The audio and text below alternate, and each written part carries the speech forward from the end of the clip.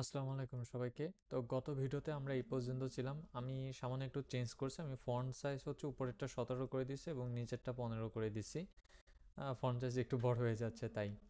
তো আশা করি আপনারা জিনিসটা ভালোভাবে বুঝতে পারছেন। আমি যদি একটু কমাই দিই তাহলে এখন একদম সুন্দরভাবে বোঝা যাচ্ছে। ওকে? তো এখন এই হট ইজ সিএসএস এই জিনিসটা আমি আসলে এখানে দেখতে চাই না। হ্যাঁ? এই জিনিসটা আমি আসলে মাঝখানে দেখতে চাই। তো মাঝখানে দেখার জন্যে আমাদের একটা প্রপার্টি আছে যাকে বলা হয় টেক্সট অ্যালাইন। টেক্সট অ্যালাইনের ফুল মিনিং হচ্ছে টেক্সট অ্যালাইনমেন্ট। অ্যালাইনমেন্ট মানে হচ্ছে তুমি জিনিসটা কোথায় দেখতে চাও। এখন এখানে বিভিন্ন ধরনের জিনিসপত্র আছে, যেমন আমি যদি সেন্টার লিখি তাহলে আমাদের পুরো টেক্সটটা সেন্টারে দেখা যাবে। অ্যাগেইন দেখেন আমাদের বডি আছে, আমরা যদি বডির ভিতরেও লিখি যে টেক্সট অ্যালাইন বাই তুমি সেন্টারে যাও, দুনিয়া সব কিছু আসলে সেন্টার হয়ে গেছে। ওকে, সো এটা আসলে পসিবল যে কোনো কিছু সেন্টারে নেওয়া বা সেন্টার করা, এই জিনিসটা আসলে কোনো ব্যাপার না। তো এখন দেখেন যে আমাদের পুরো জিনিসটা আসলে সেন্টারে আছে। আমি এটাকে জাস্ট রিমুভ করে দিলাম। এখানে যদি আমরা এভাবে লিখি যে টেক্সট অ্যালাইন সেন্টার, এটা কিন্তু সেন্টার হবে না। তার রিজনটা হইলো যে এই এর ভিতর যে টেক্সটটা আছে, আমি যদি index.html দেখাই, এইটা মূলত বডির ভিতর আছে এবং বডির ভিতর যে ইএমটা এটা ইনহেরিট না, টেক্সট লাইন এটা ইনহেরিট না, এই জন্যই হচ্ছে এটা সেন্টারে যাচ্ছে না। এটা হচ্ছে বডির সাথে অ্যাসোসিয়েটেড। ঠিক আছে, কিন্তু টু কিন্তু ঠিকই কাজ করতেছে। তাকে যদি আপনি সেন্টার দেন সে কিন্তু সেন্টারে চলে যাচ্ছে। অ্যাগেন আপনি তাকে বলতে পারেন যে সেন্টার না, আমি তোমাকে রাইটে দেখতে চাই, তাহলে সে রাইট দিকে চলে যাবে। আবার আপনি চাইলে বলতে পারেন যে আমি রাইট লেফট বুঝি না, আমি তোমাকে শেষে দেখতে চাই, তাহলে আপনি ইন্ড বলতে পারেন।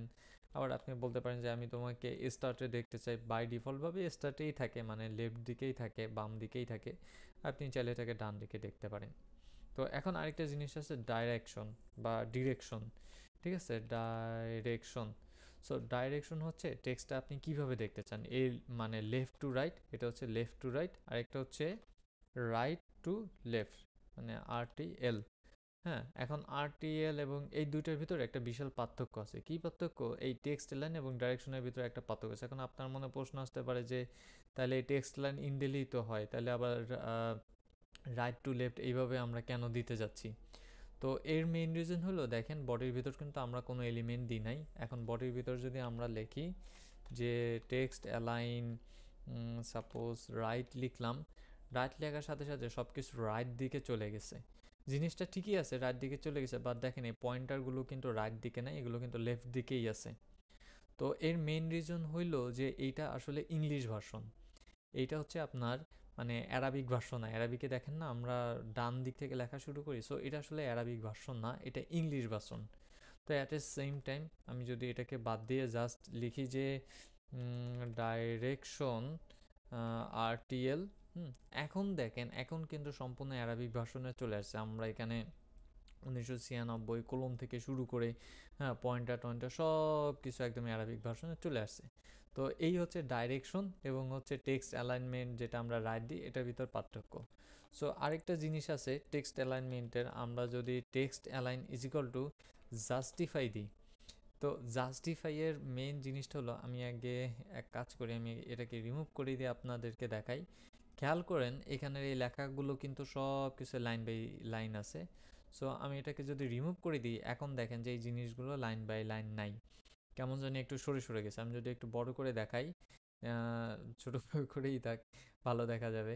তো এভাবে দেখেন যে লাইন বাই লাইন নাই, জিনিসগুলো সরে সরে গেছে বা কেমন জানি হয়ে গেছে, তাই না? বাট আমি যদি টেক্সট অ্যালাইন জাস্টিফাই দিই, তাহলে দেখেন এই জিনিসগুলো একদম সম্পূর্ণ সিরিয়ালভাবে চলে আসে, দেখতে কিন্তু বেশ ভালোই সুন্দর দেখায়। হ্যাঁ, একটা ফরম্যাটের ভিতর চলে আসছে। সো টেক্সট অ্যালাইন জাস্টিফাই আমরা প্রচুর ব্যবহার করব। আর ডাইরেকশন আর টিএলএ জিনিসটা আমরা ব্যবহার করব না, তারপরেও এখানে থাকুক আপনাদের বোঝার সুবিধার্থে। হ্যাঁ, আমি এটাকে কমেন্ট করে দিব অনেক, জাস্ট আপনাদের বোঝার সুবিধাতে আপাতত এখানে থাকুক। ওকে, সো আল্লাহ হাফেজ সবাইকে, ভালো থাকেন, সুস্থ থাকেন, দেখা হবে পরবর্তী ভিডিওতে।